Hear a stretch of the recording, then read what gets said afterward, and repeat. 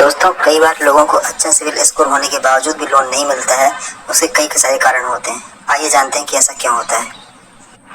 दोस्तों, बैंक तो कई तरह के लोन देते ही हैं, पर साथ ही यदि बैंकों को समझ में आता है कि कस्टमर के केस में कोई दिक्कत है, तो उस कंडीशन में ढेरों फाइनेंस कंपनियां कस्टमर को लोन प्रोवाइड कराने के लिए बैठी रहती हैं। दोस्तों, आजकल पर्सनल लोन लेना जितना आसान दिखता है, असल में उतना नहीं है। बहुत से लोग सोचते हैं कि अच्छा क्रेडिट स्कोर ही लोन लेने के लिए काफ़ी होता है, लेकिन इसके बावजूद ढेरों लोन के केस रिजेक्ट होते हैं। इसके पीछे कुछ ऐसी वजह होती हैं जिन्हें लोग अक्सर नज़रअंदाज कर देते हैं और उसके चलते उनका लोन रिजेक्ट हो जाता है और फिर शिकायत करते हैं कि हमारा सिविल स्कोर तो बहुत अच्छा है, 750 प्लस है, उसके बावजूद बैंक हमें लोन क्यों नहीं प्रोवाइड कर रहा है। तो आइए इसके पीछे के कुछ कारणों को हम जानते हैं कि ऐसा क्यों होता है। दोस्तों, आपको बताते चलें कि क्रेडिट स्कोर जो होता है वो 300 से 900 के बीच में होता है और 750 के से ज़्यादा के स्कोर को बहुत अच्छा माना जाता है। ये माना जाता है कि यदि आपका क्रेडिट स्कोर 750 के ऊपर है तो आपको लोन किसी भी तरह का लोन लेने में आपको आसानी होगी और आपका लोन का अप्रूवल भी जल्दी हो जाएगा। तो आइए हम आपको यहाँ बताते हैं कि वो कुछ खास वजह है जिनकी वजह से आपका पर्सनल लोन एप्लीकेशन बार बार रिजेक्ट हो जाता है।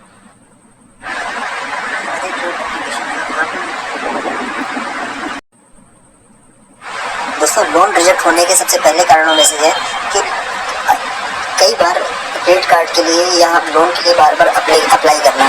तो दोस्तों, यदि हमने अपने पिछले लास्ट के कुछ महीनों में यदि हमने बार बार किसी क्रेडिट कार्ड के लिए या हम लोन के लिए हम बैंकों के पास में या फाइनेंस इंस्टीट्यूशन के पास में जाकर हम अप्लाई करते हैं, तो बैंक हमको क्रेडिट का हंगरी मान सकता है। इससे ये बैंक अनुमान लगाते हैं कि हमको हमारे ऊपर फाइनेंशियल प्रेशर है, जिसके चलते हमें लोन की सख्त ज़रूरत है और इस चीज़ को जान करके बैंक आपको लोन देने से अवॉइड कर सकते हैं।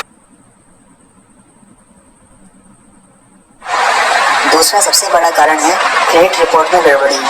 दोस्तों, अगर आपके क्रेडिट रिपोर्ट में कोई भी लेट पेमेंट हो, डिफ़ॉल्ट हो, कोई एक मिस इन्फॉर्मेशन हो या पेंडिंग सेटलमेंट से रिलेटेड कोई इन्फॉर्मेशन जुड़ी होती है, तो बैंक आपको एक भरोसेमंद कस्टमर नहीं समझता है और वो आपका लोन एप्लीकेशन को रिजेक्ट कर सकता है। भले ही इसमें हमारा यदि क्रेडिट रिपोर्ट अच्छा हो या क्रेडिट स्कोर कार्ड भी अच्छा हो, तो उसके बावजूद भी हमको बैंक लोन के लिए मना कर सकता है। तीसरा कारण होता है ज़्यादा कर्ज का बोझ।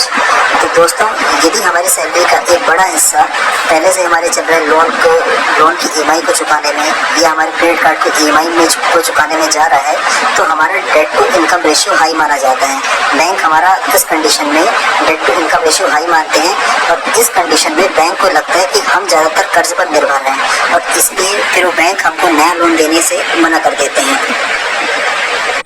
एक और कारण होता है कि हम बार बार अपनी ड्रीम जॉब बदलते हैं।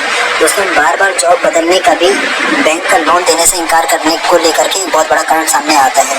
तो दोस्तों, यदि हम अपनी जॉब बार बार बदलते हैं और हमारी कमाई में उतार चढ़ाव बैंक नोटिस करते हैं, जो कि हमारी सैलरी स्लिप में दिखता है, तो बैंकों को शक होता है कि आप लोन की ईएमआई को समय पर चुका भी पाएंगे या नहीं। ऐसी कंडीशन में भी बैंक आपकी लोन एप्लीकेशन को रिजेक्ट कर देता है। कई बार ये देखा गया है। इस कंडीशन में हम बार बार जॉब बदलने से खुद को रोकें, ताकि बैंकों को हमारी एक इनकम एक फिक्स दिखे और इस कंडीशन में हमारा लोन बैंक जल्दी से अप्रूव करें। लोन रिजेक्ट करने के एक और कारण है कि हमारा गारंटर या जो भी हमारा को एप्लीकेंट है, उनसे जुड़ी यदि कोई समस्याएं हैं, उनके चलते भी बैंक हमारा लोन का एप्लीकेशन रिजेक्ट कर देता है। आइए जानते हैं कैसे। अगर आपने कभी भी किसी भी डिफ़ॉल्ट लोन के लिए गारंटर का रोल निभाया है या किसी ऐसे को एप्लीकेंट के साथ में लोन लिया है जिसकी क्रेडिट हिस्ट्री खराब है, तो बैंक इसे अपने लिए रिस्क भरा मानते हैं और इस कंडीशन में इस केस में हमारा अपने लोन का एप्लीकेशन बैंक